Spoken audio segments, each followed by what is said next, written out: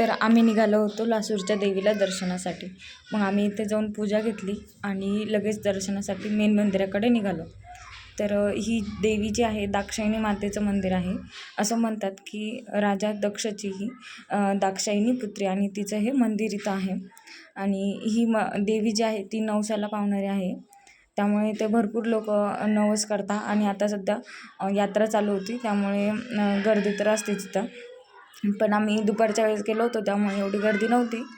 आणि हे जे हवनकुंड आहे तर असं म्हणतात की इथं बकऱ्याची बळी दिली जाते, त्यामुळे तिथे बकऱ्याचं शिर आणि हातपाय ठेवलेले आहे. तुम्ही इथे बघू शकता की इथं ठेवलेलं आहे. मग मी इथे लगेच नारळ वगैरे वाहून घेतला आणि पूजा करून घेतली आणि दर्शन करून घेतलं लगेच इथे. आणि लगेच मेन मंदिराकडे जिथे मूर्ती स्थापित होती तिथे आम्ही दर्शनाला गेलो.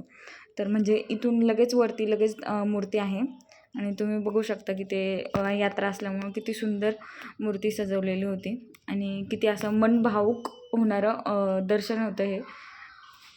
आणि मन प्रसन्न होऊन जातं असं मूर्तीला बघून. आणि तुम्ही कधी आले का लासूरच्या जत्रेला मला नक्की सांगा आणि व्हिडिओला लाईक करायला